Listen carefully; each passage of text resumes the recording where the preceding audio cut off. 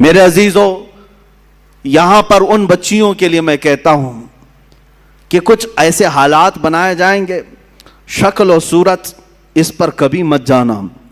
فرمایا گیا کہ ایک نوجوان کی شکل میں شیطان آتا ہے، ابلیس لعین ایک خوبصورت نوجوان کی شکل میں آتا ہے عورتوں کے پاس، اچھے بال، اچھا چہرہ، اچھے کپڑے، جو اپنی طرف موہ لے۔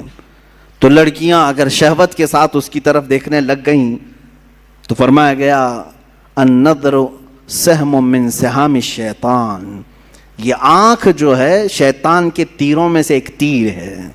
نظر جو پڑتی ہے، شہوت کے ساتھ جو نظر گئی، شیطان وہاں تیر چلا دیتا ہے۔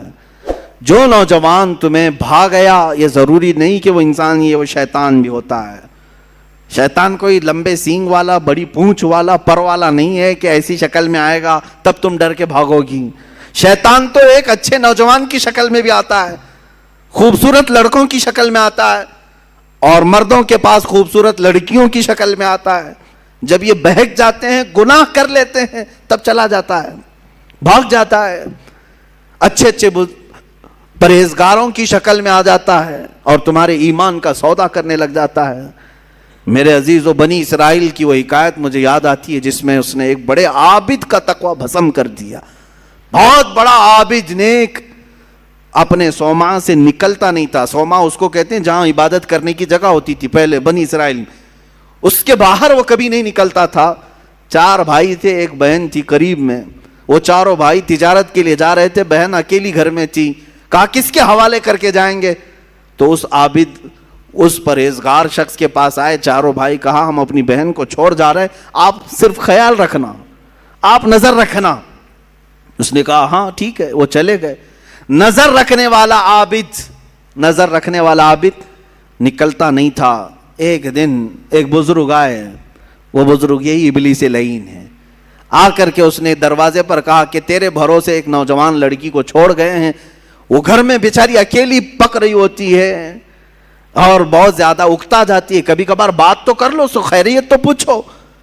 یہ اپنے صومعے کے دروازے تک آیا بس، اور وہاں سے اس کو پکار کر کے کہا، وہ لڑکی اپنے دروازے پر آئی، ایک دوسرے کو دیکھا اور بات چیت کیا، خیر خیریت پوچھا، یہیں تک تھی بات۔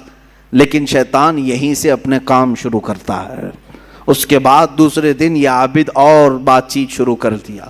یہاں سے یہ سلسلہ اتنا بڑا کہ اس کے اندر عبادتوں کی جو طلب تھی وہ کم ہونے لگی۔ اب یہ اپنے صومعہ سے نکل کر کے اس کے گھر بھی جانے لگا، جا کر کے گھنٹوں بات چیت کرتے رہے۔ وہ وقت بھی آیا جب اس نے اس کے ساتھ زنا بھی کر لیا، اس ایک نوجوان خاتون کے ساتھ، کیونکہ یہ شادی نہیں کرنے والا تھا۔ پوری قوم کے نزدیک یہ نہایت عابد ہے، پرہیزگار ہے، زنا ہو گیا، حمل بھی ٹھہر گیا۔ اب کیا کرے؟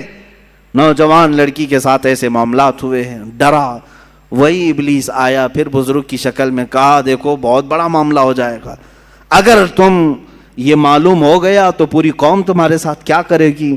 کہا کیا کروں؟ کہا اس کا گلا دبا دو، مار دو اور دفن کر دو، گھر میں کسی کو پتہ بھی نہیں چلے گا۔ اس نے قتل کر دیا اس لڑکی کو اور دبا دیا اندر، زمین صاف کر دیا۔ جب چاروں بھائی تجارت سے واپس آئے، پوچھا کہاں ہے ہماری بہن؟ کہا وہ بیمار ہو گئی تھی، میں نے اس کو بہت علاج کیا، انتقال کر گئی، قبرستان میں دفن کیا، ایک جھوٹی قبر دکھا دیا۔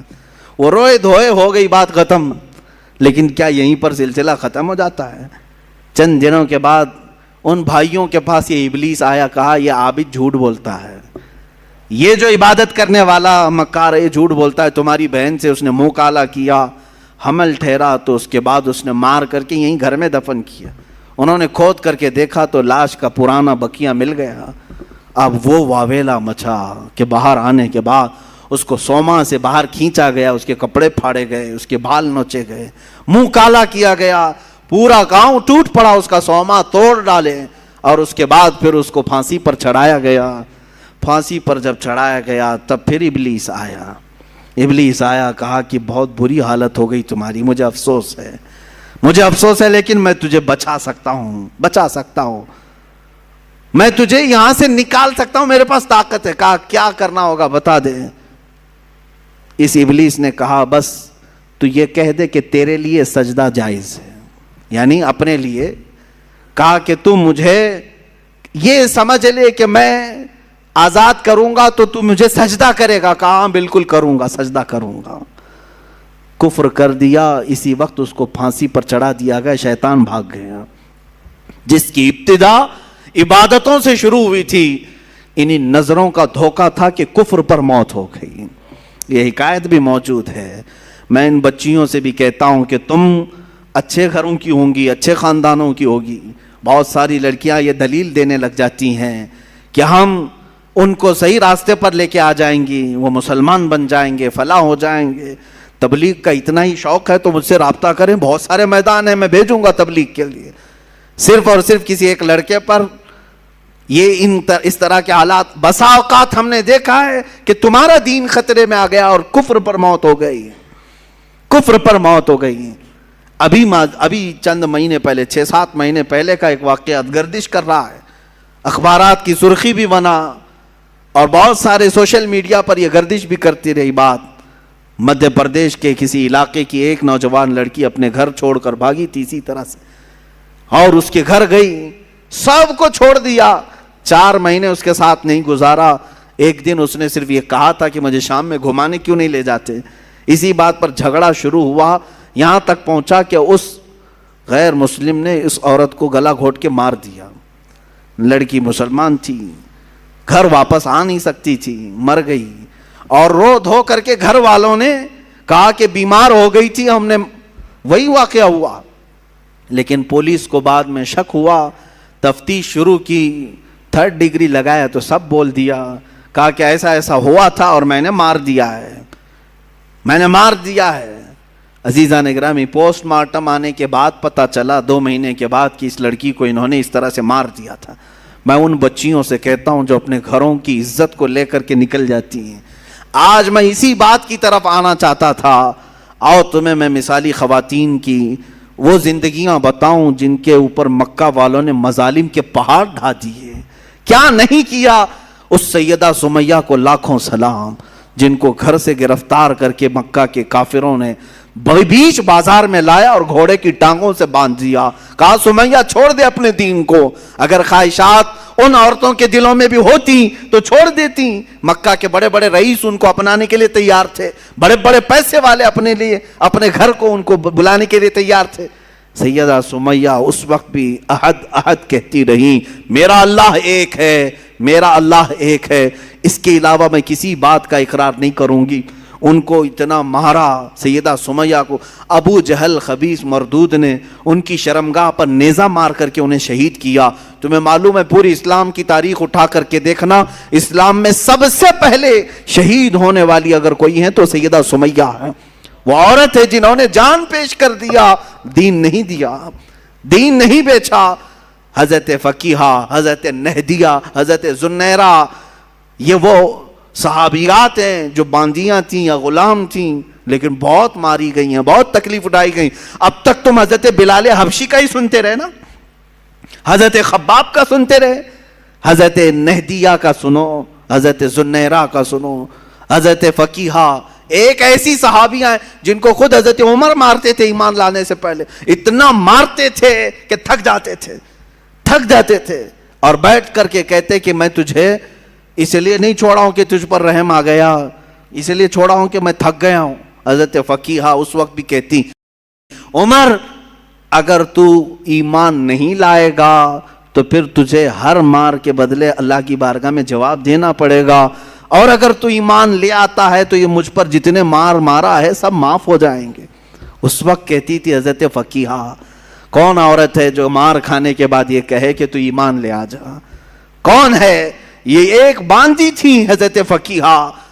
حضرت زنیرہ ایک صحابیہ ایسی ہیں مکہ کی, انہوں نے حضور پاک صلی اللہ تعالیٰ علیہ وسلم پر ایمان لانے کے بعد مکہ والوں نے اتنے تانے دیے ان کو, اتنے تانے دیے. ایک وقت ایسا بھی آیا کہ بیمار ہو کر کے ان کی آنکھیں چلی گئیں. اب تانے دینے والوں کو اور بڑا موقع ملا.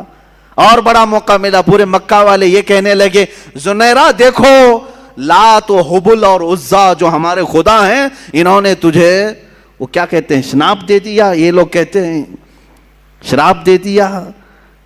جس طرح سے بھی کہتے ہیں کہ بد دعا لگ گئی ہمارے خداؤں کی تجھے، تیری آنکھیں چلی گئی.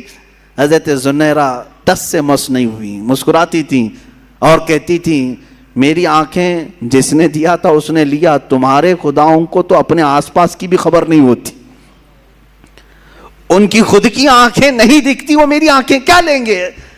دوسرے عورتیں بہت جلدی ان باتوں کی طرف آ جاتی ہیں، ارے کہیں ایسا تو نہیں ہے کہ حقیقت میں جو کہہ رہے ہیں کہ فلاں کی بد دعا لگ گئی، اب شگن ہو گیا، فلاں ہو گیا. ان کی آنکھیں چلی گئی تھی تب بھی وہ ایمان پر قائم تھی.